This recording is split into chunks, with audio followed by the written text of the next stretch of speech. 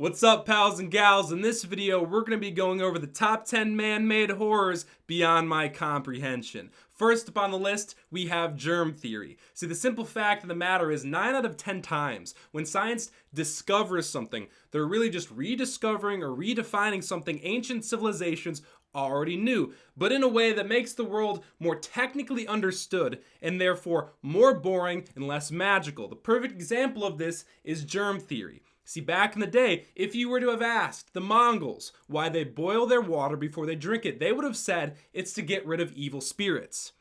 These days, we can look at the water under a microscope and see all the microorganisms that we call germs, and to know that that's what's causing the illnesses that the backward savages falsely attributed to evil spirits. That's right, fact check, Mongols. That being said, are we really going to pretend that we know something that they didn't? That their knowledge set isn't just as practically effective? If anything, if you ask me, I would say that getting rid of evil spirits is much more aesthetically pleasing than killing germs. Why does science have to make everything so boring? An issue that will at some point get its own video. Moving on, next up on the list, we have number 2, sliced bread.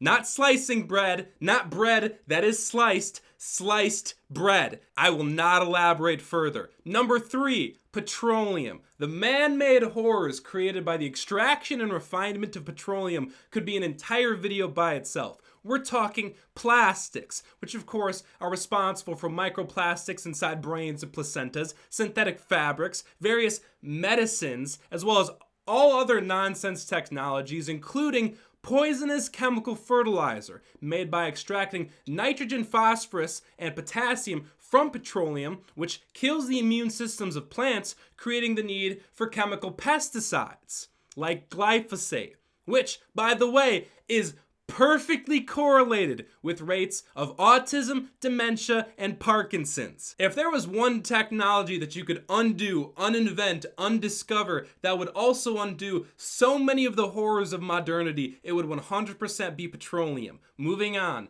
Number 4, we have modern neighborhoods and the zoning laws that create them. The way I see it, there are 2 ideal modes of being. There's the Chad city-state, or old European city, with its winding pedestrian streets, with storefronts on the ground level and housing on the upper levels, where you can take a short stroll through your town square and farmer's market and get all your daily groceries and goods. Or there is the Chad country living.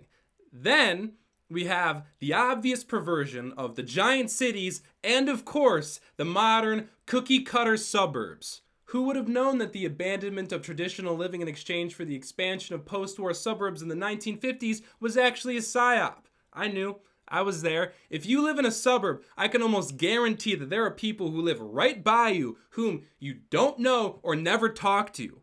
Do you know how crazy that is? They live one street over. You can see their house out of your window, but you never talk to them. You don't know each other. There is no community anymore. There's just miles and miles of houses broken up by meaningless city lines in the occasional strip mall. It is all so ugly. Number 5, mini brands, which honestly, I don't know how to describe as anything other than meta-consumerism. You are consuming a consumable, but also LARPing consuming, which is great because it teaches your children brand recognition and product consumption at a ripe and early age. So next time you're in the store with your kid, you get to hear, Mommy, look, it's the fun toy food thing except in real life. And then you gotta buy them this literal garbage. This stuff has the exact same energy as brands we know, which we've discussed before. Both are literally psyops to get your kids to learn brand recognition and cult consumerism as early as possible. They're coming for your kids. I've said it before and I'll say it again. Number 6, whatever this nonsense is this millennial wine mom humor? Why would you make this? It's impressive. It's impressive how you could make something so childish yet so adult in the worst way. So millennial women, I guess. This product is of course in the same vein as grown-up sticker books and literally anything that contains the word adulting. Products designed for grown-ups that didn't actually develop properly. Next up, speaking of people that didn't develop properly, number 7, peanut butter and jelly in the same jar.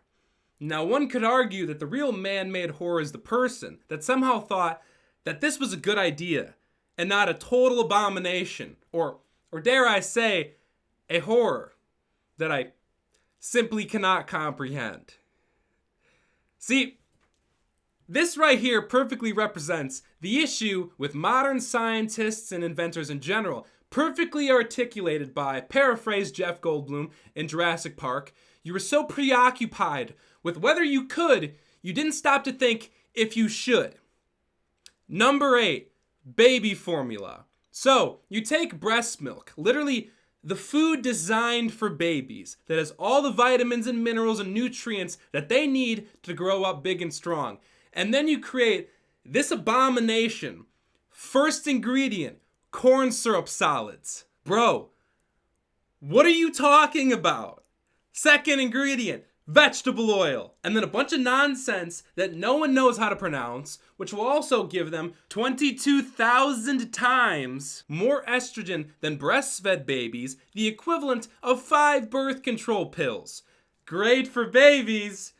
Number 9, engine lubricant, aka poison, aka the second ingredient in baby formula, aka vegetable oil. Now, I did some research. It is actually a fantastic engine lubricant, allegedly better than petroleum. Imagine that. It is not food though, not in the slightest. Once you see how it's made, that's pretty clear to see. And you know, the great part about vegetable oils is they are literally everywhere in literally everything. And it's actually criminal the amount of false advertising companies are allowed to get away with. Like, first off, despite usually being made out of soybeans or rapeseed, aka canola, because I guess, rape seeds doesn't sound that palatable, they love to put pictures of all these healthy vegetables on them to give the impression of health, despite literally being poison. You know what would be interesting is if companies had to put pictures of the production of the oil on the bottles of the oil. Because like with olive oil,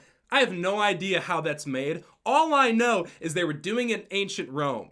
So it can't be that crazy. But with the soybean oils, what if they had to put the pictures of the toxic sludge on the bottle? Then I don't think anyone would want to buy it. And even better, if you're paying money for these oils, for these healthier options, you gotta be as diligent as possible, because they will pull this crazy stuff on you where they will say, oh, all natural avocado oil. Wait a minute, what is this? Oh yeah, my bad there, bud. I accidentally mixed some rape seeds in with your avocados. You gotta do research on whatever oil you buy, because the label has literally no bearing on what's actually in the bottle. It's important you do, because again, they literally use this to lubricate engines. That's not a joke. Also, it was invented a little over 100 years ago, and as I always say, if it's new, it's trying to kill you.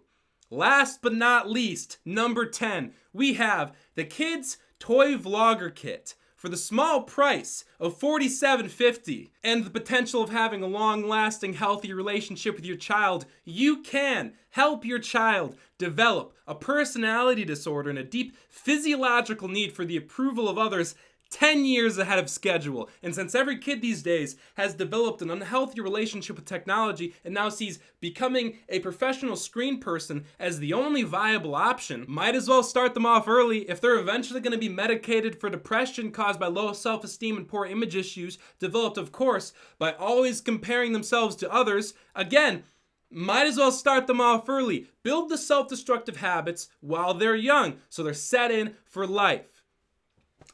Why can't you just get your kids one of those tool sets, those toy tool sets, or literally any other normal toy instead of screen shackles? That's effectively what this is. Speaking of screens, bonus round, number 11. Bet you didn't see that coming. VR headset cows. Now I guess farmers are slapping headsets on their cows so that they think they're outside and therefore will be happier and produce more milk. Here's an idea. Why don't you just let them go outside? Oh, but then I make this money. Shut up. There are only two pieces of wisdom that you need for how humans should interact with animals. Genesis 1:26, where God gave us dominion over all the animals, and Uncle Ben saying, with great power comes great responsibility. Remember, veganism is anti-biblical, abusing your animals is anti-benblical. You can take that to the bank. Except you can't, because usury is also anti-biblical. The days are getting shorter, but they're still filled with horrors, filling with paranoia. My blood, it starts to boil. Stop feeding babies poison. Stop eating the lubricant. Stop. Please stop building houses like that. Please stop buying the sliced bread. Sorry for making you wait, folks. Complicated business. Thank you for watching the video. Like, comment, and subscribe at Appadanlaw on Instagram and Twitter. On the 23rd of January, there'll be another video, the long-awaited sequel to the Conspiracy Theory series, and there'll be a very, very big announcement. So please stay tuned. I will see you then.